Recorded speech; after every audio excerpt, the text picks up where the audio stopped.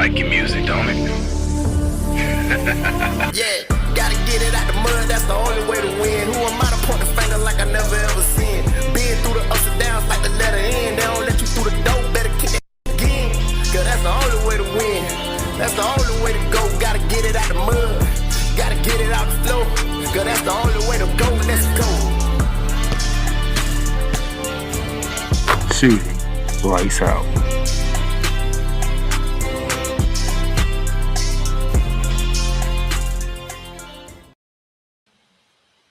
Well, good afternoon, ladies and gentlemen. On this March 27th, 2024, the Playmaker is back from vacation. Had a great time in Orlando. Shout out to my sister Yolanda as she turned 40. Had a great time celebrating with her and the crew. Now that I'm back, I got to dive into what happened this weekend in college football.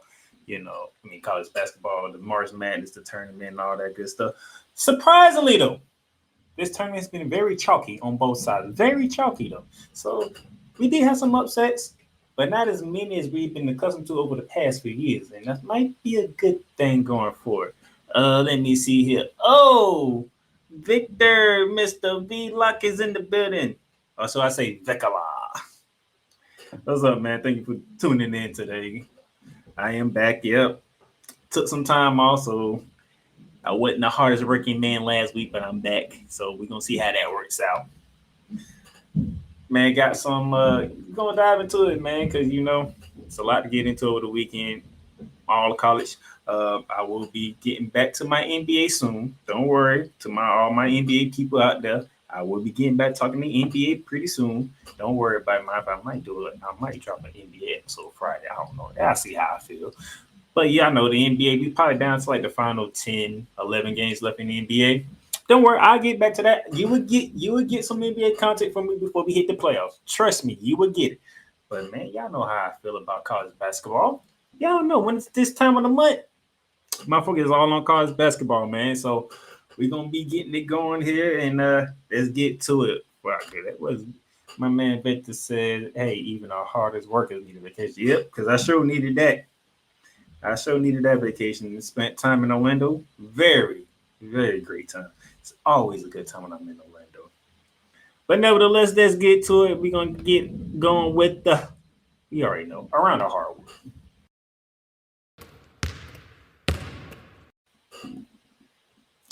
And let's kick it off like this. John Calipari will remain as the head coach of the Kentucky Wildcats. We get into the big issue with the Wildcats because they were upset in the first round by Oakland. Another first round exit for Coach Calipari and the Wildcats, dive a little bit more into it. But, with Kentucky, you never know. It's been crazy how these things been going with the Kentucky Wildcats. Another early exit, but like I said, I'll dive in more into it when I get diving more into the men's in my next segment. But I had to throw that out there. Yep. So that's where we're at right now. He'll be back for next season. And plus, they paying the man 30, I think it's $33 million a year. I think something like that, a lifetime contract. So yeah, trying to get him out and buy him out. I don't know if Kentucky want to do that quite yet. So let's see how that goes. We gonna see. Let's see what we got here. Oh boy. Uh-oh. For those who don't know who this is, Coleman Media is my good friend, Mr. Cole Johnson. Congratulations on your new show. Can't wait for it to debut. Looking forward to it. He says the Wildcats are eliminated when he's still returning again. Take that, Cart Kellogg. Obviously, if I remember correctly, Cart Kellogg picked those Wildcats to make it to the Final Four, and they took a first-round exit. So I think that's why Cole Johnson is coming hard after Mr. Kellogg. But, hey, making predictions. You're going to get some right, you're going to get some wrong. Nevertheless, Cart Kellogg got this one wrong. I got it wrong, too, because I had him in the freaking Elite Eight. That's my long Elite Eight team that I lost. Goddamn Wildcats. No problem, Cole. You know, I'm happy for your success and what you're doing. Hey, you made me better. That's why I'm getting better at doing this than when I first started. So next up, Vanderbilt named James Madison Mark Burnington as new head coach. They fired Jerry Stackhouse. I mean, you seen it coming because probably outside of 1 year, Vanderbilt haven't done nothing under Stackhouse leadership. So you knew that was coming. And they needed to find a replacement.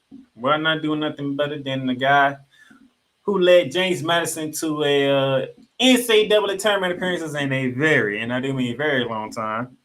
They put up an upset winner in the first round, which I'll get into. And they losing around of 32, obviously. And then after that, that's when all those other things happen. And now he's leaving James Madison to become the coach at Vanderbilt. So I see Vanderbilt making moves, trying to do things. Let's see if they can keep it going. Let's see if they can, bring back up to the SEC, in which I will get into the SEC later when I talk men's basketball, because what I seen over the weekend when I was in Orlando was not pleasing to one who represents the ACC on this podcast and other podcasts like Bearing Down the Gridiron. Don't worry, we're going to talk SEC a little later. I have not forgotten. It's coming. Okay? Those are our coaching news. Let's move on to our next around the hardwood that segment we got going on here. We got some more coaches. Utah State Danny Sprinkle accepts Washington Hoops job, so he's leaving the Mountain West for the Big Ten. Remember, ladies and gentlemen, those of you who quick to think Pac-12. No. Washington is now going to the Big Ten. Okay. I do. That means we have what? We are 5 days away from April. So we go from April, May, June, July. I think it's July or June, one of the two. We're pretty much a couple of months away from all this realignment actually taking place. Washington, Oregon, and the LA school, the UCLA and the USC going to the Big Ten, OU and Texas going to the SEC. You got Colorado, the Arizonas, like Arizona State and Arizona. I do believe Utah is going over to the Big 12. So in a couple of months' time, it's going to be a lot of changes in college sports. I want to say June. I could be wrong, could be July. But I know we're like a couple of months away for all that coming. Okay? And it's coming fast and furious. So I hope y'all ready for that. Let's keep it rolling here. Dustin May set to make Michigan enjoyable to watch. Those who don't know who Dusty May is, that is the head coach of Florida Atlantic. The team that made a Final Four run last year that shocked everybody with Jarnell Davis as the star of the team. They made it back to the tournament again, and they took a first round exit, unfortunately, to Northwestern. Shout out to Brian Snowman in the morning. His Wildcats, along with Mike Greenberg, as they Wildcats got a big win in that one, in the 9-8 matchup. But, yeah, Dustin May will no longer be the head coach of Florida Atlantic. He's moving to the Big Ten to coach some big boys up in Michigan. So that should be interesting to see how he handles that aspect, because now you're playing with the big boys. You're not playing with the little kids no more. Even though Florida Atlantic did move to the American Conference this year. But you're playing with the big boys. You're in the Big Ten Conference, okay? And we just talked about all the teams that's coming from the Pac-12 to the Big Ten. So that conference is going to be wider, and Dusty May is making his debut in the Big Ten next year with all that changes around. And yeah, Jerron Howard, I don't know what happened this year. I don't. That was a terrible year. I think y'all only won like 8 games. 8 games. You talking about the Michigan Wolverines? You only won 8 games. I have nothing. I don't know. I don't know what to say. I don't know what to say. Oh Lord. See, Cole Johnson's already starting already. See, this is what I be talking about. Look at this. You're wrong for that, Cole. You're wrong for that. But I ain't gonna hold you to it. But you're wrong for that, though. Just saying, you're wrong for that. All right. Got a couple of transport news coming. Michael Ajayi is transferring from Pepperdine to Gonzaga. Ooh. So he said, you know what? I've been in Pepperdine. It's been fun playing here. I'm going to transfer within the conference, just the West Coast Conference, and I'm going to Gonzaga. So, hey, that man said he's taking the lead. He want to play. He want to play in the big games. You know, he want to see a Gonzaga Kansas game or a Gonzaga and Michigan State type of game. He want to play with the big boys. Mark Few got him one. Ajayi was the leading scorer for the Pepperdine. He was averaging 17.2 points per game along with 10 rebounds, so he was giving you a double-double. So Mark Few got him a good one. He got him a good one here. And yes, the man got fired from Michigan, but you ain't have to say that though. The man Ben got fired. The man got fired like 2 weeks ago. Going back to our transport portal, South Carolina's top scorer, Meechie Johnson, is into the transfer portal. That is a shocking thing to learn. That happened 2 days ago. A spectacular year for South Carolina. A surprising year for South Carolina. I don't think people had South Carolina doing how good that they did. Nevertheless, they did take a first round exit, which I will get into in our next segment. But their top scorer is leaving, so let's see if they can replenish that right there up in South Carolina. It's going to be interesting to see where he's transferring to, where he's going to go. There's a lot of opportunities out there, especially for a guy who's the top scorer on one of the most surprising teams in college basketball in South Carolina on the men's side. So it's going to be interesting to see where he goes. He probably has a lot of offers out there in the transfer portal because the NCAA don't know how to regulate the transfer portal, if I'm being quite honest. So, yeah, I'm just sitting here wondering, like, what are they gonna do when it comes to this transfer portal? So, just interesting right now. All right. I think that's it for our men's. I think we're going to the ladies. Yes, we're going to the ladies. Ladies and gentlemen, if you, my brother's in the chat. My brother Ronnie Kitchens in the chat. This man said I would have got one punch in before I got fired. This man here, something wrong with you, bro. Like, something's wrong with you. Oh my, why would you even say why? Like, why? Why? My brother. That's my brother, though. So, ain't say nothing about that one. But, yeah. Ooh, what Cole Johnson says here. Let me see if I get into the women news. That's code for NCAA hasn't found a way to make money off players with the transfer program. Yep, pretty much. But they don't know what to do with it. It's the transfer portal. The transfer portal is basically free agency in college basketball, and they have no idea what to do with it whatsoever. They just don't. It is obviously they have no idea what to do with it. Now, with that being said, let's dive into some news from the ladies' side of things here, okay? Let's do that. Now, here's what I am saying. What you see on the screen is Holy Cross Iowa most viewed women's NCAA tournament opener. And there's only one reason why it's the most viewed. Only one reason why. Because think about it. Remember, Iowa is a 1 seed going against a 16 seed in Holy Cross. Okay? And if I remember correctly, I think Holy Cross had to do a play-in to even get in. Had to be part of the play-in to get in. Let me make sure I'm right on that. If I'm correct, I think Holy Cross had to play themselves in before they even got a chance to go to Iowa. If I remember correctly. Let me check. Let me check the bracket. Let me make sure I'm not tripping. Hold on. But nevertheless,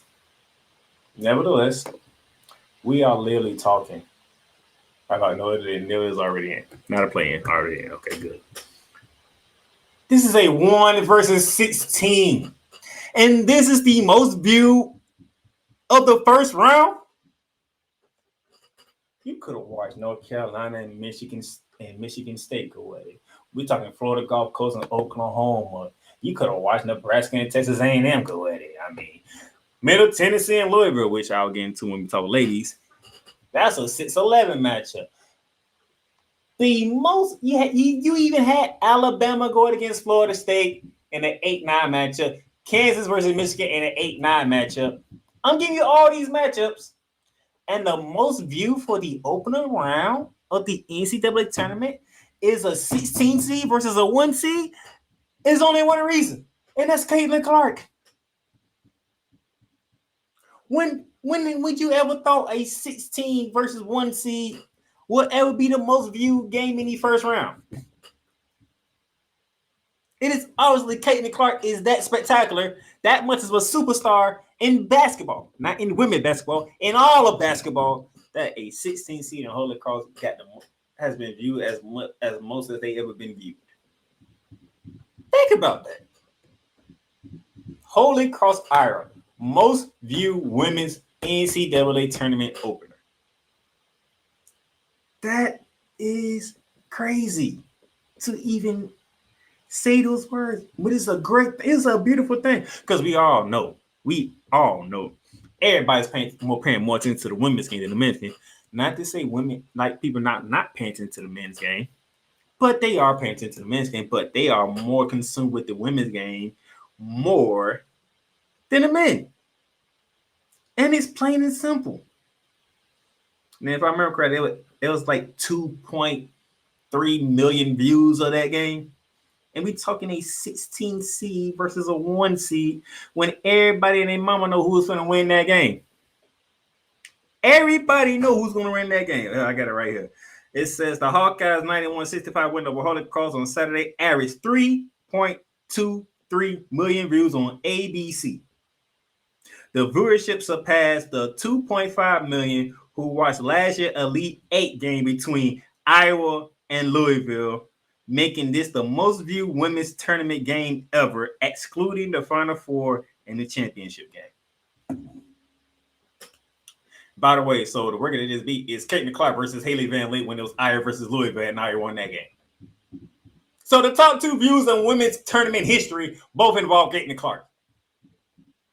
They both involve Caitlin Clark. There's no way around it. You can't dismiss it. Caitlin Clark is that big. Let me see what Cole says. Cole says, man, I never thought the greatest basketball superstar would be a woman by a country mile. I got to witness the greatness of Cheryl Miller, and she didn't pull this off. No. So basically, Caitlin Clark broke her own record, which was a record everybody want to look for because it was Haley Van Lente leading Louisville against Caitlin Clark and Iowa, and everybody knew that's going to be a game. And it was a game until Caitlin Clark said, I am done with y'all. I'm putting this to bed. That was last year. This year, she surpassed it in a 1 versus 16 matchup. 1 versus 16. That's one. We ain't talking 1 versus 8. We ain't talking 8 versus 9. We ain't talking 7 versus 10. We ain't talking 3 versus 2. We ain't talking 3 versus 6. We ain't talking none of that. It is 1 versus 16 that broke the record.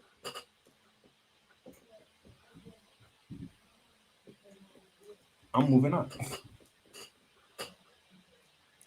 Clemson hired Chattanooga's coach Sean Poppy as new head coach. Good for them. And the one shocking news that I found, the shocking news of women's college basketball, Kenny Brooks is leaving Virginia Tech for Kentucky. Kenny Brooks did a phenomenal job with the Hawkeyes of Virginia Tech. The problem going in, outside of Georgia Amore, they lost Elizabeth Kentley to a torn ACL, and I knew at that point they weren't going to get far in the tournament because now everybody can focus on Georgia Amore as they want to now and limit everybody else, which they did, and they took a second-round exit. I believe they took a second-round exit. I forgot to who. Let me go look at it. Let's see who took them out. If I can find. Let's see who took out Virginia Tech. Baylor took out Virginia Tech by 3. Hell of a game, by the way. 75-72. You know, Georgia Amore struggled. Obviously, she's going to struggle because now the attention is fully on her. Now that, you know, it was going to be a done deal. Georgia Amore had 18 points. She was 7 from 22 from the field, 3 for 11 from 3. So, yeah, it was one of them games where You know it's going to be a struggle for you, and it was. And Virginia Tech got ousted by Baylor. But the head coach, Kenny Brooks, is leaving for Kentucky. Might be it's a good job from Kentucky, you know. See if Kentucky can make another run like they did last year or 2 years ago when they shot the word and not 2 years ago when they shot and not South Carolina in the ACC championship game. And they made a run to the I want to say Sweet 16. They might have made the Elite Eight that year, but they was making a run and make a good deep run into the tournament before they end up losing. But congratulations to Kentucky. They got him a good coach. I want to see what he does in Blick Boom Nation. That's going to be a fun one. And finally, to end around the Harvard off, we got to get serious here. So before the Utah Utes took their exit from the tournament and the loss to Gonzaga over the weekend, this took place. Utah women's basketball team moves hotel after racial incidents. Now, when I read this, it was a couple of incidents. One, it was a single car. I think they said a white pickup truck, something like that. The guy said the N-word towards them, made some racist comments towards them, drove off. As they was walking to the restaurant, from the hotel to the restaurant, you know, trying to get a meal in, you know, this team bonding experience is only them. You're in what city they were in? They was in Idaho, so I want to say Boise. They're probably in Boise, Idaho, if I want to say, you know, and there was some racial comments. Then it happened hours later, probably when they was leaving the restaurant, going back to the hotel. Some more people in some cars, including that white pickup truck from earlier, yelled some racial remarks to them again and drove off. This is why they moved hotels. And come to find out, they wasn't the only ones that moved. A couple of other teams that was staying in that same hotel as Utah, they also moved hotels for their safety purposes as well because of this incident. It is a shame that we in the year 2024 and we still have to deal with racism. Okay? And Utah is not full of black players. They have Polynesian players as well. They have black players. They have Asian players, you know. So the fact that we still dealing with this in this time in 2024 is really disheartening, if I say the least. Very disheartening. And especially to women who are putting on a show in a time where women's basketball has never been as high as it is right now. And for these young women to have to deal with this in a small state like Idaho, because Idaho's not really known for much but Boise State and potatoes. And for them to have to deal with this is a problem. You know? We have to find, I don't know, it's always going to be around most likely because some people just don't like color. I'm just going to put it like that. Some people just don't like color. Why? I have no idea why. Okay? Only thing that's different is the color of somebody's skin. They bleed just the same as you. They have 2 ears. They have 2 hands, 10 fingers, 2 feet, 10 toes. They have a heart. They have a brain. They have 2 eyes. They have a mouth. I mean, what is there not to like about somebody just by looking at them without even knowing them? Not even knowing what they did in their past, not even knowing how they are as a person, without even getting to know them, but you just don't like them because they are not the same color as you. It is a shame that this continues to happen. And it should not continue to happen as it is right now. So I hate the fact that these ladies couldn't really enjoy they self being in a tournament because they dealing with stuff like this that should not even be dealing with. And the height where women's basketball is undeniable. Truly undeniable. It's very unfortunate though. So that's it for Around the Hardwood.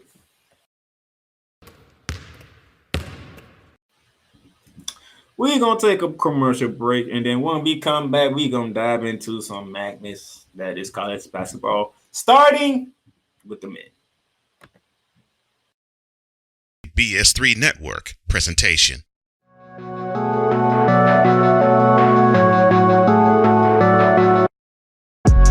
do a TED Talk, but I don't have anything to talk about yet. I'm getting there. Life is for the living. We're not here that long. You can learn anything you want to learn without any money spent. What do I really enjoy? What do I really want out of life? I am your host, WIZE. Are you in a life holding pattern? Well, this is for you. Welcome to the Stuck in My Mind podcast. Live every Monday, Tuesday, and Wednesday at 4 p.m. Central.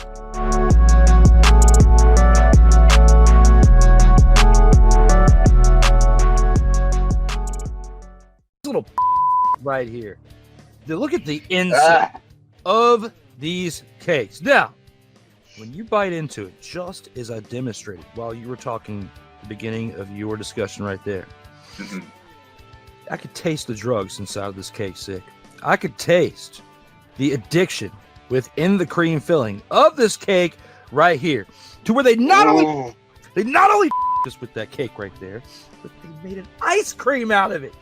They made an ice cream out of it. A 1 pint Christmas tree cake ice cream. Look at that little just smile up there. Look, she is up to no good on there. Look at that. Look at that smile on there, Sick. She knows that she got you. Got him is what's in her mind right now. Acknowledge me. Look at that little smile right there. She's up to no good. D. Willie in the evening.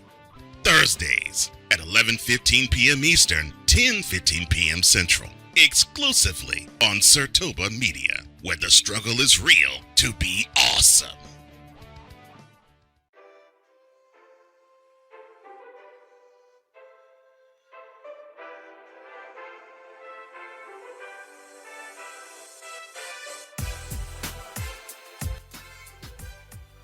The Playmakers Bar is proudly sponsored by Fanatics. Fanatics, the #1 shop where sports fans across the world love to get their sports gear and fandom on. A wide selection of gears from every league, including the NFL, MLB, NBA, NHL, the NCAA, and of course, the WWE.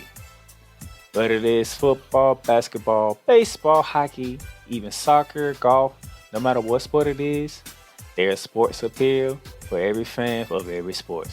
Fanatics, where sports fans shop and official license everything. Join Ryan McCarthy. I became a Jets fan because Kermit the Frog was my favorite Muppet because he was green, and the Jets wore green. That's how I became a Jets fan. And Dustin Henry. ESPN is cashing all in on let's pay a few personalities and we'll just kind of fill in the gaps. As they walk you through all of the world of sports from their perspective. The Albany Empire, it's a literal circus. No credentials required. Where, Ryan, say the tag. Where you don't need a press pass to talk sports. Every Monday at 8 p.m. Eastern, 7 p.m. Central. On YouTube and where you can find all podcasts.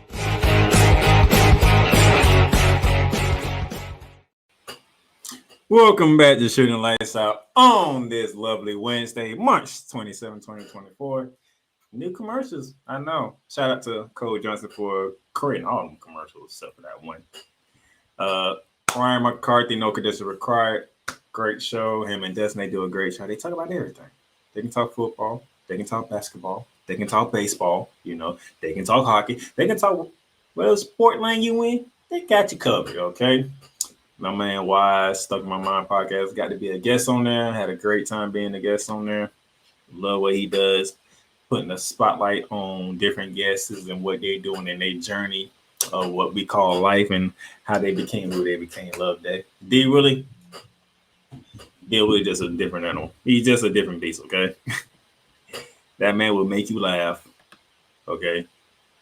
No matter how hard you try not to laugh, D Willie's going to make you laugh. D Willie is a comedian, okay? But he know his sports. He definitely knows his sports. So, but seeing D Willie in the evening, gotta love that because he's not talking about sports, he's talking about anything. You gotta love it. So, shout out to those guys, and I got some more commercials for you that I want to shout out to different people, but I'll get that in due time. In due time. But right now, ladies and gentlemen, it's time for us to dive into the madness, okay? And we're going to begin with the men's tournament, all right? Let's dive into it here. As you can see, we got it right here. We got it locked and loaded and ready to go. All right. So first order of business here is that upsets. That's what we create brackets for. That's what we want to see when it comes to the March Madness. No matter if the men or the women, we want to see upsets, especially the men, because that's what made March Madness what it is, starting with the men. First on the docket, and I'm probably gonna get another comment from Cole Johnson again, because the first one on here is the Kentucky Wildcats losing to Oakland in the 3-14 upset, 80-76. They had a guy that came off the bench for Oakland. That man hit 10 threes out of 20. First of all, when you come off the bench, you're not even supposed to take 20 shots. Second of all of them ain't supposed to be threes to begin with. And third of all, you ain't supposed to be hitting 10 of them. Unless you're Klay Thompson. But Klay Thompson in the NBA. So he's an aberration. But this guy right here came off the bench, went 10 for 20 from the field, which is 10 for 20 from 3, and shocked the Kentucky Wildcats and John Calipari. Shocked them. Just took them out. Never thought I would see something like this in college basketball, but hey, I did.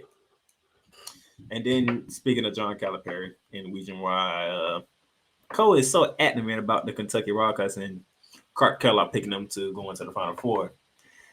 In the past 5 NCAA tournaments, the past 5, all right? Well, so I say past 6 because one of the years we didn't have a tournament because of COVID. So, but in the last 5 tournament games that Kentucky and John Calipari has been in, he is 1-4. 1-4. Okay. He has been absent in the first round a few times. He's been absent in around the 32. And there was a year that he didn't even make the tournament. Kentucky didn't even make a tournament at all outside of the COVID year. This is how crazy this thing is. Yes, Cole Johnson. Right on cue. How you lose to a Detroit area school, man? You're lucky you're considered a college basketball royalty, Calipari. And here's the crazy thing. John Calipari is one of the coaches. The crazy thing is John Calipari is well known. Very known. And he's in basketball royalty off of 1 championship. 1. He didn't win one at UMass. He didn't win one at Mason. Thank you, Mario Chalmers, for all the Kansas fans out there. And he only won 1 at Kentucky. Anthony Davis, anybody? He didn't win one with John Wall. He didn't win one with Boogie Cousins. He didn't win one with Karl Anthony Towns. Okay? He only won with Anthony Davis as the star player on the team. That's the only national championship Calipari has. And yet, he gets paid what he gets paid. And he's 1-5 and 1-4 in his last 5 tournament games. John Calipari in Kentucky. John needs to go back to being the old John Calipari. Recruiting all these top athletes that are supposed to be one and done. They go to the college for the 1 year and they hot ranked in the NBA, ain't working no more. The transfer portal has changed all that because now it's college, because college sports has become free agency. Number 2, the NIL deal, because now that will help make it the transfer portal the free agency in college sports. They can get paid without even going to a big school. They can go to a small school and get paid, or just like you can go to a big school and get paid. And number 3, the one and dones. Those dudes don't want to develop. They don't want to develop. If they hear the words that you can play in the NBA, they're going to do what they want to do. They're going to go to the NBA. But if they stay and develop, they'll look like the women's game. And it'll be a lot more exciting. It'll be a lot more fun. We will know players' names. We will know who to expect to go to the league and who to be ready to rock and roll and do their thing. But it's not. It's because all 3 play a combination into why men's college basketball is on the decline while the women's has surpassed the men. In the day and age, most people would never thought that would happen. But this is where we at. Oh, Snowman's in the building. Shout out to Brian Snow. He says, got to tune in. I got all the women's games this weekend on my channel. Shout out to you. By the way, I gave you a shout out to your Northwestern Wildcats earlier for beating Florida Atlantic. Just so you know. Coach Johnson says all that talent which has come to Lexington, and that makes him a world-class fraud. Coach Johnson is picking off the fact that I said Kyler Perry has done all things that he done and has won national championship to show for it. Only one. That's one SEC team that went down. Let's go to the other one. The Auburn Tigers. The SEC champions, Auburn Tigers. They went down in the 4-13 upset to Yale. The Yale Bulldogs caught them.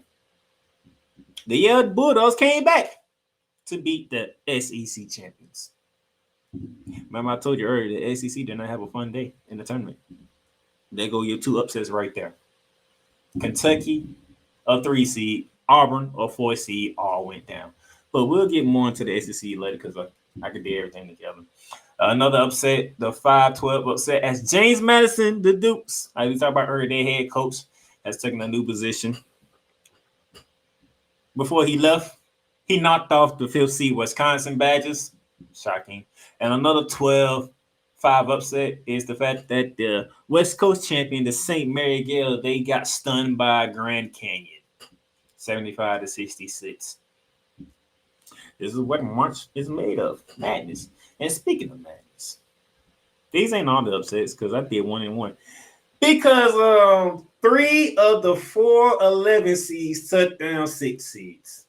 Oregon, the Pac-12 champions, taking down 6 seeds South Carolina, another SEC school. Duquesne Dukes, the 11 seed, taking down BYU. And the 11 seed and the ACC champion Northwestern State Wolfpacks took down 6 seed Texas Red Raiders. And the fact that NC State was able to get the 80 tells you everything you need to know. Because you know anything about Texas Tech, they play defense. Well, defense wasn't available that game because the NC State got the 80, which is why that happened. Okay, so those are your upsets thus far in the tournament. As we move on, here we go. Let's break it down, ladies and gentlemen. Conference by conference, and I did this so y'all can see it. Know that I do my work, I do my due diligence. So we get to the ACC. They had a team in the first 4 in the Virginia Cavaliers, and they if I wasn't on vacation and I was able to do a flagrant foul, or if I had a guest like Cole Johnson was with me, yeah, Virginia be getting a flagrant foul for only scoring 42 points in a freaking tournament game. 42 points! This is what Virginia put up in the tournament game. That's why they got ousted. Outside of that, but can you say about the Atlantic Coast Conference? They went 4-0 in the round of 64. All 14 of those made North Carolina, NC State, Clemson, and Duke won. They went 4-0 in the round of 32. North Carolina, NC State, Clemson, and Duke won in that game. So we have 4 teams in the Sweet 16. NC State, already talked about NC State upsetting 16 seeds. Texas taking a round of 64. And then Clemson in the round of 32. Put it on the 3 seed Baylor in the round of 32. Shout out to the ACC, man. They are balling. We always say the ACC is the basketball conference, and this year we didn't give them respect that we felt they deserved because we were looking at the SEC and the Big 12, and yet the ACC standing mighty tall there, man. And speaking of the Big 12, let's move on to the Big 12. The Big 12 had 8 teams to make the tournament. They went 5-3 in the round of 64. Texas, Iowa State, Kansas, Baylor, Houston. Shout out to Cole Johnson, who was a Texas Longhorn fan. Got them a win in the round of 64. And then from the round of 64 to the round of 32, where I put 3-3, it should be 2-3. Mistake on my part. 2-3 in the round of 32. Only Iowa State and Houston winning. They did suffer upset losses, as we already know. BYU to Duquesne, Texas Tech to NC State, and of course Baylor to Clemson. So the Big 12 took some shots on that one, unfortunately. But that's the Big 12 for you. They got 2 teams remaining. Let's move on to the Big East. Pretty simple. Only 3 teams made it. All 3 teams won both games. 6-0. The only conference that's undefeated is the Big East. UConn, Marquette, Creighton. But I don't know what to tell you. It's the Big East. At one point in time, the Big East was the class of the college basketball world until all the movement around with UConn going to the American and Louisville going to the ACC along with Miami and all this other stuff. Now that UConn is back in the Big East and it's a powerhouse again, and it's showing you why. The three teams that made it, which should have been more, you could have asked St. John's, you could have asked Seton Hall, just throw a couple out there. All three of them in the Sweet 16. 1, 2, and 3. 1 seed, 2 seed, and 3 seed, all of them in the Sweet 16. Let's move on. Big Ten. Moving on to the Big Ten. They had 16 get in it. 16 got in it. 4-2 in around 64. Michigan State, Illinois, Northwestern, and Purdue. Yet again, shout out to Brian Snow and the Northwestern Wildcats when they went over Florida Atlantic. And then they went 2-2. They split in around 32 with only Illinois and Purdue making it. As we talked about earlier, the 5th seeded team, Wisconsin, upset about a 12 seed George Mason and around 64. Before we move on, Cole Johnson says about Houston. He says, Houston better wake up. A&M almost got him. Duke is able to get him in Dallas. He's actually right. And he also says, I still don't got no faith in Purdue. But hey, Purdue made it to the second weekend. Give them credit. They made it to the second weekend for once. Let's go to the Pac-12. The Pac-12 had 4 teams in it. They had one team playing the play-in, which was Colorado, and they won as the 10th seed.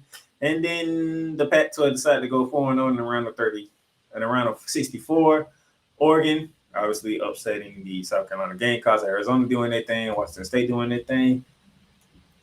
And Colorado, which I will tell you how I feel about Colorado in a minute. And then all of a sudden they went from 4-0 in the round of 64 to 1-3 in a round of 32 with Oregon, Washington State, and Colorado all taking L's, leaving just Arizona left. Obviously, we talked about Oregon upsetting 6th seed South Carolina. And Colorado decided to follow suit as they took out Florida, the 7th seed. I can't say much, but KJ Simpson saved Colorado. Saved Colorado. That's nothing I can say. He pulled off a Kawhi Leonard on us. I don't know what else to tell you. He shot the ball hit every part of the damn rim and went in. I don't know what to tell you. I mean, just watch the ball hit every part of the rim and go in. It's just like this really nothing. I can't even be mad. It's just it went in, man. It went in. It just went in. Man, but shout out to my Gators. We did make the tournament, and we did take a first round exit as I feared. Even though Cole Johnson here saying Florida had a great season, but he don't want to acknowledge that I was right the whole time. And I feared a first round exit for my Gators, and it ended up happening. But it is what it is. And speaking of the SEC, you thought the Big 12 was something. Look at the SEC. Look at this travesty here. 8 teams from the SEC got in. 3-5 in the round of 64. Tennessee, Alabama, and Texas A&M. 2 teams remained after that because A&M took an L to Houston, which Cole was talking about in the last comment, where they almost caught Houston. And I will show you how close they came to catching Houston. Only Tennessee and Alabama remaining, and plus the upsets of Kentucky losing to Oakland, Auburn losing to Yale, and Florida losing to Colorado. And here Cole says, and Rick Barnes actually woke up and decided to coach this past weekend. Congratulations to them, beating Texas in the round of 32. Hey, it is what it is. And then now we get that out the way with the conferences. There's the 1 seeds. As you can see here, fairly dominant for the most part outside of Houston. As you can see here, 5-point win in overtime over Texas A&M. We're going to break that. We're going to dive a little bit more into it. But if you look at the rest of the 1 seeds, fairly dominant. Just dominant. Even pretty dominant, okay? Just dominant, all right? And let's dive into it. Let's talk about it. UConn Huskies, they won their first game. They won their first game by 39, as you can see, 91-52. They won their second game by 17, by 20, by like 27, something like that, as you can see. They weren't playing. The number one overall team in men's basketball, the UConn Huskies, they have scored an average of 166 to 110. That is a plus 56 and an average margin of 28 through the first two games, through the first weekend. The Houston Cougars, they won their first game over Longwood by 40. And then the game that Cole almost threw up and almost broke a TV when Texas A&M took them to overtime and they survived by 5 points, Houston. So you're talking 186 to 144. That's plus 45. Average margin is 22.5 because they look enough and survive Texas A&M. But UConn is doing it there. All right. That's the first 2 1 seeds. Let's go to the other 2 1 seeds. Purdue. Oh my gosh. Purdue. Purdue won their opening game by 28 over Grambling State, and then they took Utah State to the woods. They beat them by 39. So you're talking Purdue has outscored their opponents 184 to 117 at first 2 rounds. That is a plus 67 with an average margin of 33.5. A lot of people was hard on Purdue from going into this weekend. They made it past this weekend. Obviously, Cole Johnson still don't have faith in them, but I want to be anybody else starting to get a little bit of faith in Purdue. We shall see going into the Sweet 16 and the Elite 8. But the most dominant team right now is the Purdue Boilermakers, even more dominant than UConn, according to stats. But the eye test says UConn is just head and shoulders above everybody. Just throwing it out there. According to stats, Purdue's been more dominant. But the eye test says UConn is just head and shoulders over everybody. All right. And then the last number 1 seed is the North Carolina Tar Heels. They won their first round by 28.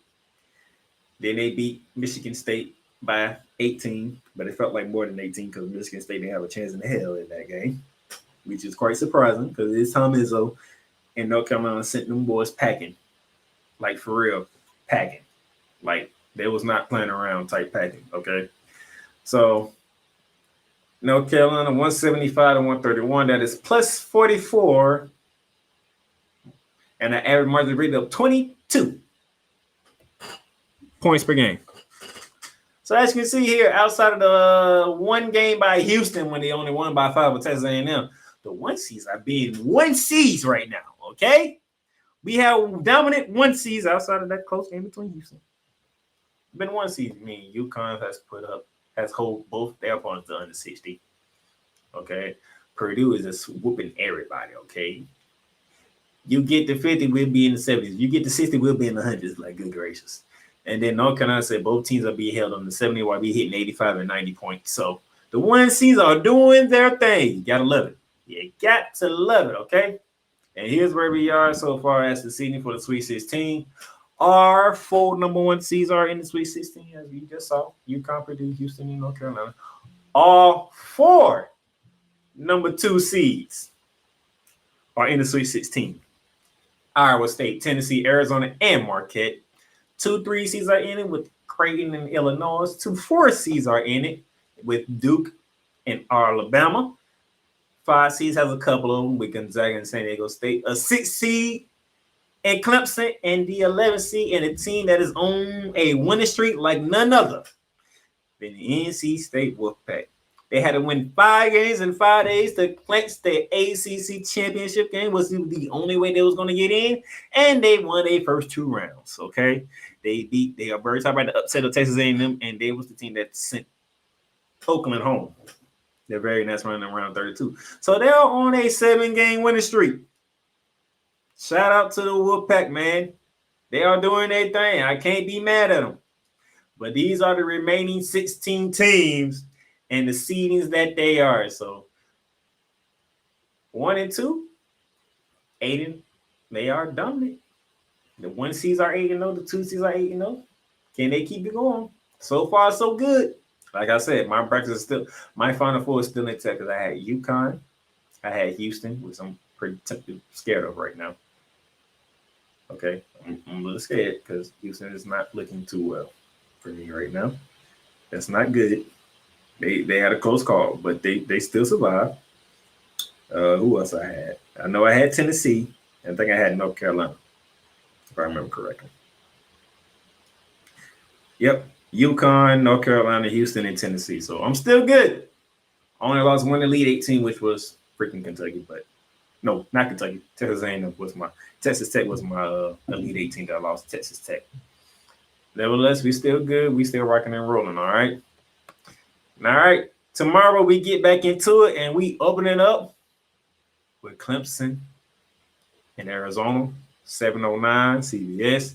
That should be a good game. That out in the West. That'll be out in Los Angeles, California, if I remember correctly. That should be in Los Angeles. Let me make sure I got my cities correctly here. Yeah, that'll be in Los Angeles. And then we'll drop into Region East at 7:39, 30 minutes after tip-off of Clemson, Arizona. 30 minutes afterward, it's a rematch of the national championship game last year when the San Diego State Aztecs tried to do something that hasn't been done in quite a long time. And that's send UConn home. The number 1 overall seed will see San Diego State again. And if y'all remember, UConn beat the brakes off them boys. They might do it again. That is in the East region. Is that in New York? I want to say that's in New York, if I remember correctly. That game should be taking place in New York. Let me check my notes here and make sure I'm right.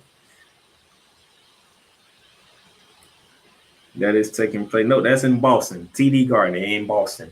So the East region is in Boston. The West region is in LA. The South region is in Dallas. Okay. But for tomorrow, it's the East and West. So after the Clemson Arizona game ends, the next game on CBS that night around 9:39, 9:40 Eastern Standard Time, depending on how long Arizona Clemson goes. Alabama versus North Carolina. That's going to be interesting. Nate Oates versus UB Davis. I want to see how that goes. That should be a nice, interesting matchup. Alabama likes to run and play physical. They like to put it high. North Carolina, they can play any style with R.J. Davis and Amanda Baycott. Looking forward to that. Want to see how Nate Oates defend Baycott and R.J. Davis. Want to see what Hubert Davis does, trying to slow down that high octane offense of Alabama. That's going to be a fun one, okay? That's really going to be a fun one. I did think North Carolina, so I need North Carolina to win that game. And then for the final game of the evening, once UConn finished destroying San Diego State, I'm just going to throw it out there. UConn's going to destroy San Diego State. They're going to get destroyed again. I'm just going to throw it out there. We will have the Big Ten champions of the final lineup of Illinois versus the Big 12 champions of the Cyclones of Iowa State. Ooh. This might be the matchup of the Sweet 16 on the men's side. You talking about Illinois, who has a high octane offense, going against one of the best defensive teams in the country in Iowa State. Terrence Shannon Jr. is a bucket waiting to happen. But against this Iowa State defense, I am looking forward to this one Thursday night to cap off the night tomorrow. It's going to be from the TBS 2 TV. That game should probably be on CBS. But I understand you got the potential of seeing Caleb Love beat Clemson on CBS and then his former team, North Carolina, beat Alabama, which sets up a Elite 8 matchup between North Carolina and Arizona. I see what they're doing. I peep game here. I peep game CBS. I know what you're trying to do.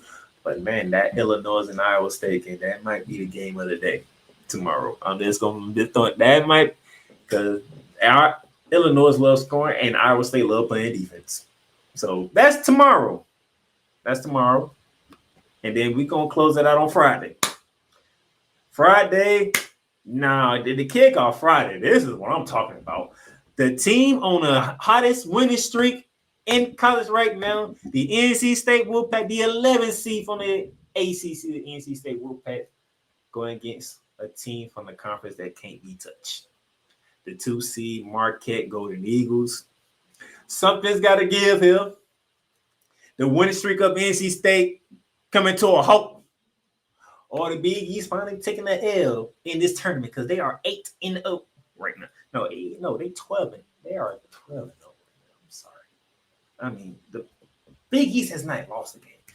Marquette looks good. Creighton looks good. UConn damn sure look good. It's gonna be interesting. A streak is gonna end. Either a team streak or a conference streak. Something's gonna end. And the Big East is looking forward to Marquette trying to handle business. Could this somewhat Cinderella story of NC State come to a halt? Because Marquette got their best player back and they haven't looked back. They handled business against Colorado in the round of 32. Was not expected. But that's the first game, 7:09 CBS. And True TV and TBS, they'll get a start 30 minutes after that one. Woo, boy. Mark Few and the fifth seed Gonzaga Bulldogs are back in the Sweet 16, taking on Zach Edey. Player of the year, two-time player of the year, Zach Edey, and the Purdue Boilermakers, who come on making a statement in the first two rounds. Remember, I told you, they have an average margin of victory in the first two rounds of 33.5. They are smacking teams, okay? They smacked Grambling State by 28, and then they turn around and smack Utah State by 39, okay? But the Gonzaga Bulldogs, they felt some type of way. They heard all the talk. They heard all the talk about Nittany State and how Gonzaga's going to get upset by Nittany State. And Gonzaga looked at them and was like, yo, I don't know what y'all think this is, but y'all not touching us. And gave them a beating. Told them, get that out of here. You would not be touching us. Matter of fact, what was the final score? 86-65. Beat them by 21. Told them to get them out of here. And then they beating up Kansas team, who didn't have Carl Jr. for the tournament, and they gave it to them 89-68. They are smacking teams too. So we got two teams coming out beating down people for doubting them. Everybody had their doubts about Purdue. You know, they got beat by a 16 seed last year. The year before that, they got beat by a 14 seed, you know. Y'all first two games don't look all that good. They smacked Grambling State and Utah State, and Gonzaga said, how dare y'all disrespect us? Nittany State gonna beat us? Oh, I don't think so. And then they said, Kansas, y'all beating them. Let's just put y'all out y'all misery, get you up out of here. Bill Self, go take a vacation. And they smacked them out the building too. So that South region is in Dallas. The Midwest region. Where is the Midwest region? Let me go find out for you. Let me find out what the Midwest region for you, because I want to say Chicago. Somewhere in that region. Detroit. They in Detroit. So you got the South region in Dallas, the Midwest region in Detroit. So it's where these games will be played at. And after the first South region game between NC State and Marquette is decided, we will have a game that might make Cole Johnson nervous, even though he's a Longhorn fan, but he loves repping Houston as well. The Duke Blue Devils back in the Sweet 16, taking on a Houston team that you don't know who's going to show up on any given night. One night they can show up and beat you down by 40 like they did Longwood. The next night they just sneaking by and getting by Texas A&M. And then another night they can get blown out the gym in Kansas City, Missouri by Iowa State in the Big 12 championship game. So if you're a Houston Cougar fan and you like Coach Johnson, you don't know what Houston team you're going to get. But you're hoping the team that show up like they show up against Longwood, because here come the Duke Blue Devils. And that name rings a bell in a lot of people's mind when you hear Duke Blue Devils, because that is a blue blood that the Crews have to deal with in the Sweet 16. And Coach Johnson says Duke can get with Houston if the shots fall and the Crews defense sleeps. Just saying, it can happen. It can happen. And then what could steal the show of the entire Sweet 16? I know I just said Illinois and Iowa State could steal the show, but what can possibly steal the show of the entire Sweet 16 is the final game on Friday night in Detroit, Michigan. The Creighton Blue Jays, the ranking and shooting Creighton Blue Jays. Remember, the last time UConn lost was to Creighton. And that because Creighton shot ridiculously from three. That thing, they shot like 60% from three and 70% from the field. Them shots were falling, nothing rain. UConn had no answer. And then they're going against Tennessee. Tennessee has a guy by the name of Dalton Connect. That dude is a walking bucket. He can drop 40 on any given moment if he needs to. This game right here, it's going to be spectacular. I can feel it. Creighton loves to shoot. Tennessee likes to play physical and put the buckets in. Man, if you are able to stay up and watch this game, it's going to be great. Now, the problem is, and I agree with Mad Dog on this because he did this on What You Mad About. Why are we starting games so late, like at 7, 7:30, 9:30, 10 o'clock? Start them at 5. You can go 5, you can go 7, or you can go 6 and then 8, you know? Why are we starting so late? I mean, I know you want viewership, but when you starting late, how many people on the East Coast are going to stay up and watch this game on a Friday night? Or how many people are going to remember that this game right here could be the best game of the Sweet 16 going to stay up and watch this game because this game is after 10 o'clock tip time? That's a question I'm just throwing out there. Okay? Same thing with the Illinois and Iowa State. Look at the tip time of that game. It's after 10 o'clock. So your two most intriguing games are both the last games on East days. That's after 10 o'clock tip time. How many people going to be paying attention to those games? How many people going to be asleep? How many people going to be going out, especially on Friday night? You're talking about Creighton in Tennessee. NCAA, we might have to think about redoing our time slots here, you know. We might need to go around about 6 o'clock, you know, and have it starting at 8. And have the second games be around 8, you know, just so you can get the viewership that you're looking for. I'm just saying. Just throwing that out there. Cole Johnson says NC State might get past Marquette. I mean, you're talking about the hardest team in the country right now outside of UConn is NC State, so anything can happen. But the Big East is on a mission. The Big East is trying to prove a mission that UConn, Marquette, and Creighton all making a statement happen. And then Cole Johnson also says, I think the reason why they start the game so late is because they want the West Coast to watch some games. Because remember, the early game tip-off at rush hour for those who live in LA. Yeah, that's true, but hey. I guess the West Coast gonna get the good games. Give some, you lose some. It is to it. But all right, that is what it is. That is the men's March Madness. Okay, gonna take our final break here, and then when we come back, we gonna talk women. Yes, that's right. The women get the main event. The women are getting the main event. We'll be back. Boston. I love you morons. New Kids on the Block, New Edition, Dear whatever the law firm is. Sincerely, the U.S. Supreme Court. Ben Affleck, Matt Damon. Go yourself again, Jason Whitlock.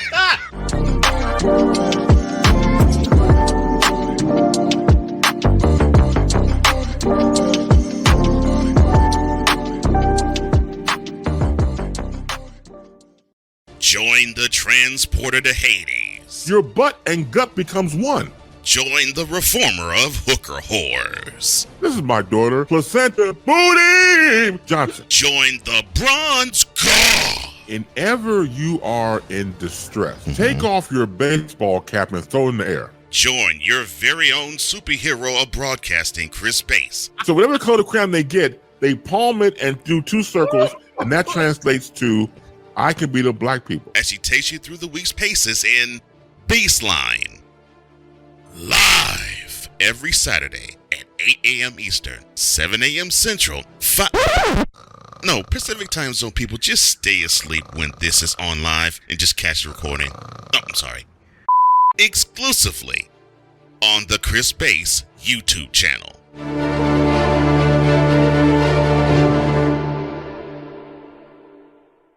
Hey, Eagles fan. Join my man Cool McCain and a host of others as they break down every single game, every single week in an objective manner, and also from a fan's perspective as well. Remember, this cast feels just like you. Nobody likes you. And you don't care. Fly, Eagles, fly. Eagles Elite Podcast. Every Wednesday at 8:30 p.m. Eastern on YouTube and other podcast outlets.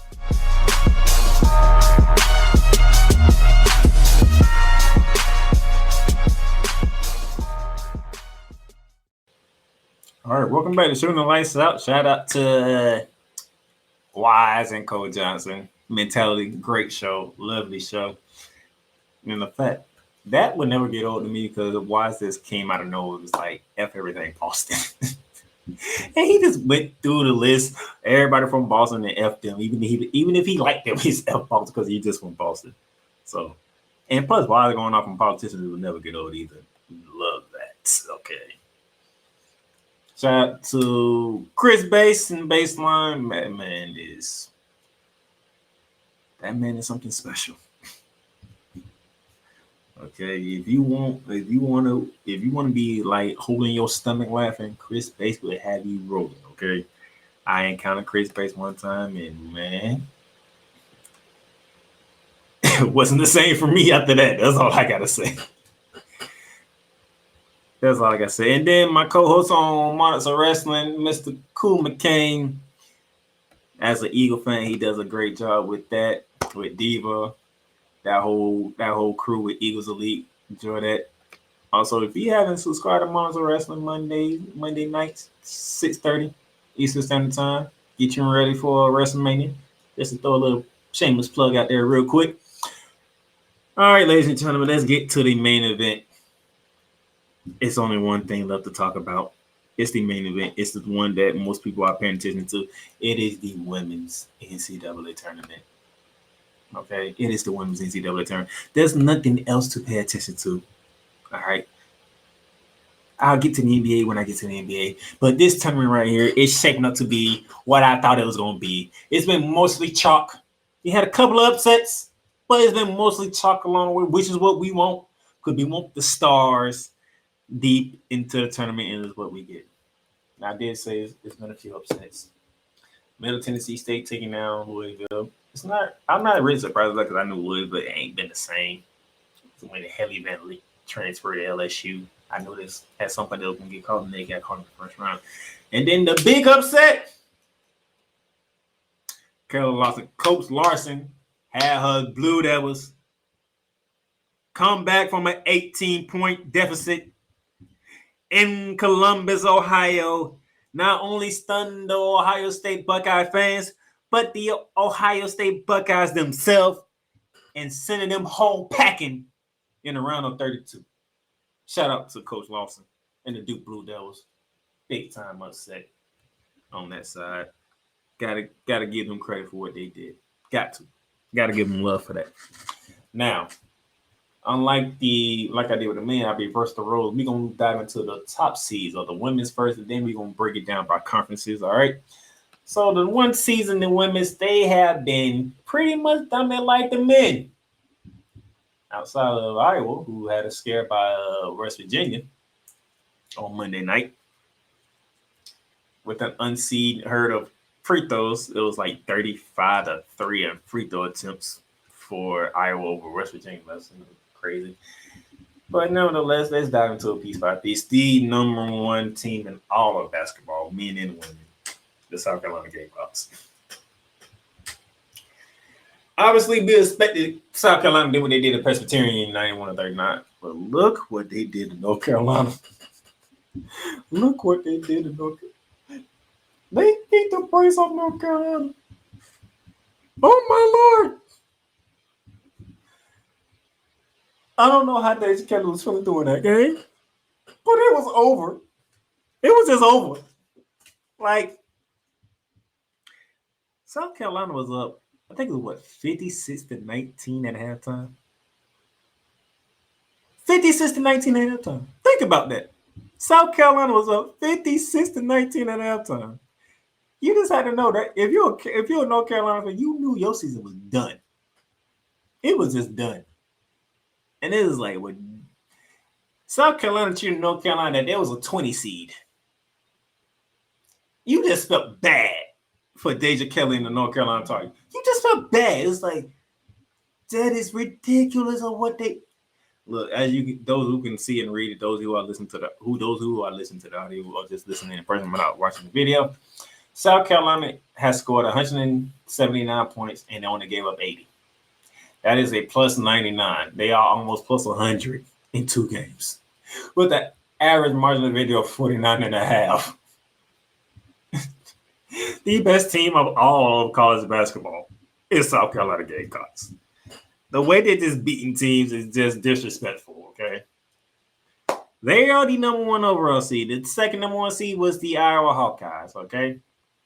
They have put up 155 points to 119. That is a plus 36 with an average margin of victory of 18.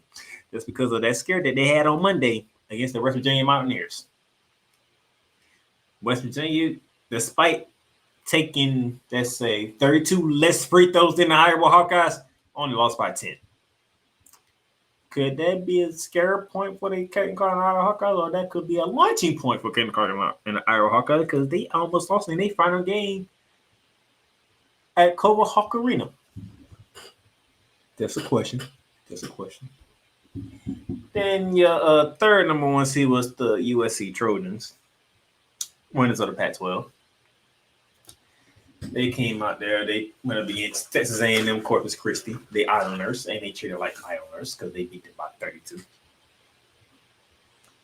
And then they decided to go into the round of 32 against the Kansas Jayhawks, the AC, and they decided to beat them by a good 18. So their USC right now is 160 to 110, average margin of 25 because they are plus 50 in the win column. And then the final one seed, Cole Johnson, if you're still listening, your Lady Longhorns of Texas, they have looked pretty impressive. Winning their first game over Drexel by 40. Getting a little fight from the AC Crimson Tide of Alabama, but beating them by 11. That brings the Texas Longhorns having a score card of 147 to 96. That is a plus 51 with an average margin of victory of 25.5. So just like the men, the ladies 1 seeds are pretty dominant.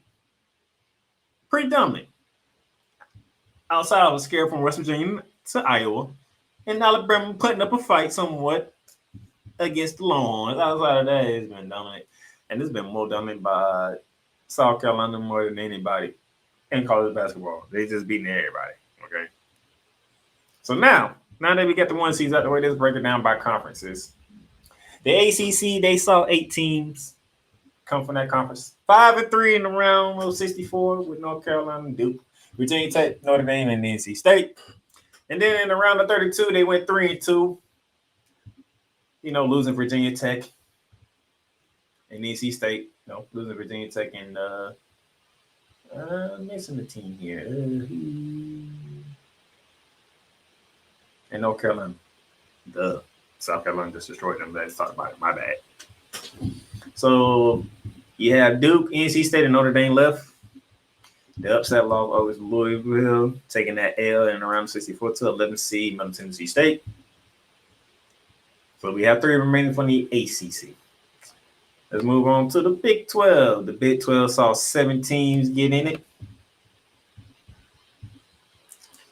7 teams from the Big 12. 7 undefeated in the first round. Undefeated in the round of 64. Texas, Kansas State, Baylor, Iowa State, Kansas, Oklahoma, and the West Virginia. And then around 32 happened in 2-5. But only Texas and Baylor remained for the Big 12. And then we move on to the Big East. The Big East, they had the same amount of teams as the men, and it's the same 3 teams in the men. And Marquette, Creighton, and UConn. Marquette was the first team to take an L in the round of 64, was leaving UConn and Creighton. And then Creighton took an L. But it only leaves UConn remaining. So the UConn men and UConn women still remains in both tournaments. It's good to know because you only had 3 teams on both sides. So that is what it is. From the Big East to the Big Ten. 7 teams from the Big Ten. 4-3 in the round of 64. Ohio State, Nebraska, Indiana, and Iowa survived the first round. And then in the round of 32, 2-2 with Iowa and Indiana surviving because that shocker that happened at Ohio State. As you see, the upset loss. 2-seed Ohio State took an L at home to the 7-seed Duke. And obviously, Nebraska as a 6-seed had a tough matchup. Wasn't going to win it. Obviously, they did. Then there's road to the Pac-12. When you go to the Pac-12, we had 7 teams from the Pac-12 in it. 6-1 in round 64. Colorado, Oregon State, Stanford, USC, UCLA, and Utah. And then 5-1 in the round of 32. That's leaving Colorado, Oregon State, Stanford, UCLA, and USC.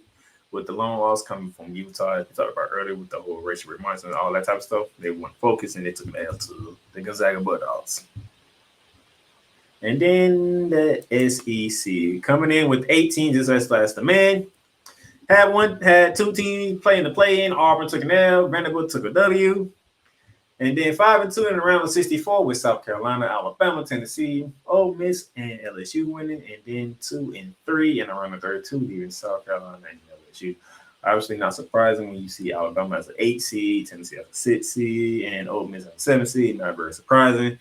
These three teams lost in the round of 32 because they were against better teams, better competition, and stuff like that. Tennessee pushed NC State as much as they could, but it wasn't going to happen. So that's where we at so far. And then here's what we have left in the Sweet 16, ladies and gentlemen. All 4 1 seeds remaining. South Carolina, Iowa, USC, and Texas. 3 2 seeds remaining in Stanford, UCLA, and Notre Dame. Obviously, the other 2 seed was Ohio State. All 3 seeds. I mean, all 4 3 seeds. So I said all 4 3 seeds remain. NC State, UConn, Oregon State, and LSU. A couple of 4 seeds with Gonzaga and Indiana. A couple of 5 seeds with Baylor and Colorado. And the lowest remaining seed left is the Duke Blue Devils at a 7 seed. And that makes up for a great matchup because all these names, school-wise, are all known. So we can have some interesting matchups starting Friday. And on Friday, beginning at 2:30 on Friday, Oregon State, Notre Dame. Outside of South Carolina, you used to ask me who is the hottest team in women's college basketball. Outside of South Carolina, it is the Notre Dame Fighting Irish. They went through that ACC tournament with no problem, and they had no problems in their first 2 rounds. Coach Ivy is doing her thing with the Notre Dame Fighting Irish, and then Oregon State. Them girls, one of the surprising teams in college basketball because nobody thought Oregon State would be sitting here at 26-7 as a 3 seed in Albany 1, Region 1 in Albany. Okay, so we in Albany and Portland, those are bridging the 2 regions right there. Winners of those move to Cleveland. Looking forward, 2:30, Beavers Fighting Irish. That's going to be a hell of a game. That's on all 4 of these games on ESPN. After that game, at 5 p.m. on ESPN in Albany.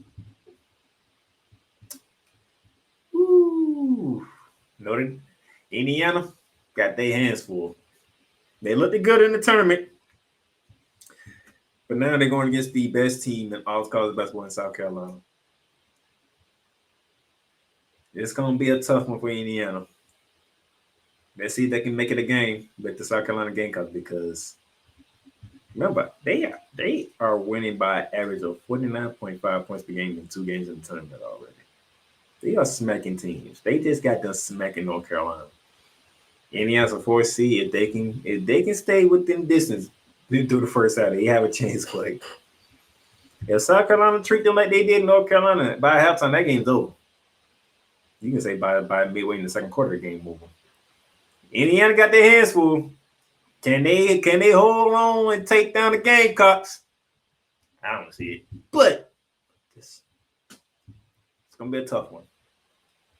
Okay, after that game, let's head into the Portland region. Portland 4. As it will be NC State, the 3 seed, taking on the 2 seed Stanford Cardinals. Woohoo, boy. Is it me? Oh, these matches are so juicy to watch for the women's side.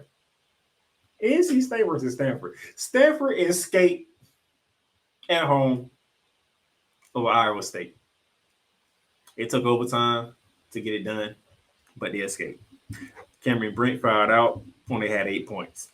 Can she come back with a vengeance and do what she need to do to help her team advance to the Elite 8? Or will NC State, will the Wolfpack rise and get back to the Elite 8 and possibly get back to a Final Four? The Wolfpack standing in the Cardinals' way, and it's going to be a fun one up in Portland. Stanford going to have the home crowd because it's in Portland, but NC State is not afraid of the moment. I'm looking forward to this game right here. If I'm sucking a game for Friday, when it comes to the women's, it is this game right here. NC State and Stanford. Both teams been here before. Both teams have been to the Elite Eight. Both teams have been to Final Fours. But only one can move on. Another one must take a loss. And then the nightcap on Friday, 10 p.m. on ESPN. The Gonzaga Bulldogs, 32-3, taking on the Big 12 champions, the number one seed in that bracket, the Texas Longhorns. Cole, how you feeling about your ladies going against the Bulldogs of Gonzaga? This could be an interesting slot here. Because last time me and Cole, we talked about how young the Longhorns are on the women's side. They got a Gonzaga Bulldog team. They are not afraid of the moment. They come ready to play. It's going to be interesting one here to see how this goes. Because Gonzaga is not a pushover. Gonzaga got some dogs. Will the Longhorns survive and get to the Elite Eight? Can they get to the regional finals as the number one team in that region? Or will Gonzaga pull off the upset? That's Friday. That's just Friday. And Friday already looked good. But Saturday looks even gooder. Oh, Saturday. Saturday at 1 p.m. Saturday. ABC. The region of death. Region 2 in Albany. Woo, boy. Hold on. Cole responded to me. Cole says, let me see what Cole said. The lady Longhorns should get with the Lady Bulldogs. They will get tested and they will have a slight home court advantage. I feel good about the Longhorns' chances. Okay. But this is what me and Cole been waiting for in the rest of the world. The region of death. This is Iowa region. 1 o'clock. ABC. The reigning, defending national champion, the LSU Tigers. Coming off a scale from Middle Tennessee State. Now they are in Albany, New York. They take on the 2 seed, the UCLA Bruins.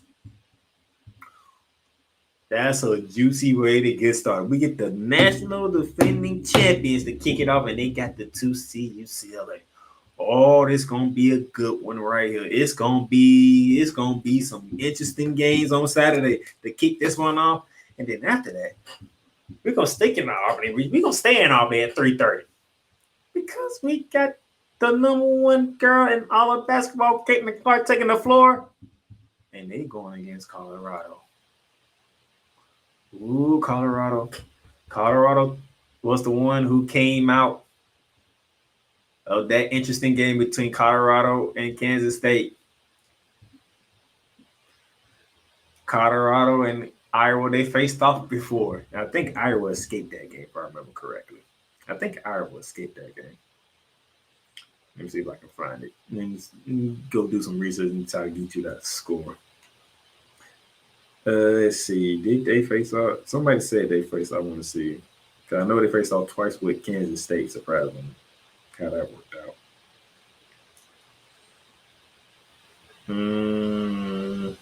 No, they faced off last year. That's what it is. They faced off last year. And Iowa got them. So it's going to be an interesting matchup. Caitlin Clark, maybe that scare from West Virginia probably worked them up. Well, you talking about another team that's physical in Colorado. I don't think Iowa can handle physicality like that. In Colorado, that's a physical team. I do believe them whistles might be a little even out this time. It won't be no 35-3 free throw differential in this one. It's gonna get interesting here between Colorado, the Buffaloes, and the Hawkeyes. Can Clayton Clark survive this game and get to the regional finals? That's going to be interesting. What Coach Johnson says, LSU and UCLA, that's the matchup of the Sweet 16, and I don't disagree. I don't disagree at all. Because the defending champs, they had a scare, and UCLA is on a mission. That's going to be interesting. Then we go back to Portland. 5:30 on a Saturday. Baylor taking on Juju Watkins and the USC Trojans. Baylor's looking good. Baylor's starting to get back to being Baylor again. But Juju's on a different level, bro. Juju is just on a different level. This lady here, this knowing that her team can pick her up when she has an off game, Juju has walked into this NCAA tournament, her first ever NCAA tournament, and she has put on the show. She is not messing around in this tournament. She's just not. Okay. Let me give you some stats from Juju. Okay. In their first game against Texas A&M Corpus Christi, Juju Watson had 23 points with 5 boards, 4 assists. She shot 8 for 18 from the field. Okay, that's game 1. And then she had to go against Kansas in the round 32, right? Juju messed around and she had 28 points, 9 from 21 from the field, 4 from 8 from 3 with 11 boards and 5 assists. Juju's not playing. She is not afraid of the big lights or the big moment of March Madness. Let's see if Baylor gonna beat Baylor again. But I like Juju in this one. Unfortunately, she plays for USC. And then the final game, 8 o'clock ESPN on a Saturday afternoon to wrap up the Sweet 16. Coach Lawson and the Blue Devils taking on Gino Auriemma. And the UConn Huskies, we're talking Paige Becker, Paige Buckets. Does Coach have anything in her repertoire to put up with Aaliyah Edwards and Paige Beckers? Y'all just lucky Asia Flood is not healthy because you add her to the mix with Aaliyah Edwards and Paige Beckers. Oh my God, UConn might be a 1 seed instead of Texas. No offense, Coach Jones, but if I'm being honest here. If Asia Flood wasn't injured, ooh, Lord. See, this is what been happening to Gino. He's been dealing with injuries. If his 3 stars are not injured, ooh, we don't know what kind of UConn team we're looking at. If I'm being completely honest. Because I believe if Asia Flood wasn't injured, they might be a 1 seed. They might be a 1 seed, okay? But they're a 3 seed, and it's interesting. They are 3 seed and they have 31 wins. They have the same amount of wins as Iowa does. And they're a 3 seed. Think about that. You have a 3 seed that has 31 wins, and one of your 1 seeds is at 30 wins. Another one of your 1 seeds is at 28 wins. Just imagine if they was fully healthy for Gino Auriemma. Now they're not. Duke, Carolina, they did a hell of a job shocking Buckeyes up in Columbus. Now you in Portland. You going from Columbus back to Durham, North Carolina to Portland, Oregon now. While UConn was in Connecticut the whole entire time, so they just hurried, hopping on a flight and going to Oregon. So it's going to be an interesting one to see here. I don't know how this is going to go, but it's a juicy matchup. The Sweet 16 on both sides looks very good. We're going to have some very good games. The men are starting to step it up, which I am thankful for it. I'm thankful for the men to step it up. But we all know the women got the star power, and the stars will be on display. South Carolina will be on Friday doing their thing. You got Cameron Britt on Friday as well. And then on Saturday, the defending champs is LSU, Caitlin Clark, Juju Watson, Paige Becker. It's gonna be a fun time. Thursday, Friday, and Saturday. And then you have the Elite 8 as well. But we don't know the matches for the Elite 8. We only got the Sweet 16, so that's all we got. And that's all I got for you on today, on this Wednesday evening. So with that being said, I hope y'all enjoy the show. Go ahead and subscribe to the podcast if you're watching on the YouTube channel. If you're watching on Facebook, subscribe to, go ahead and like and follow our YouTube page, the Playmakers Blog page. Follow us on X or Twitter, whatever you want to call it, if you're watching on X. All right. And plus, if you want to hear this back, you can hear it on any podcast directory there is out there. All right. Until next time, like I said, I'm going to get you some NBA content soon. Got to get you some NBA because I am keeping up with the NBA as well. But for right now, it's all about the madness and what's been happening. So with that being said, y'all have a good one.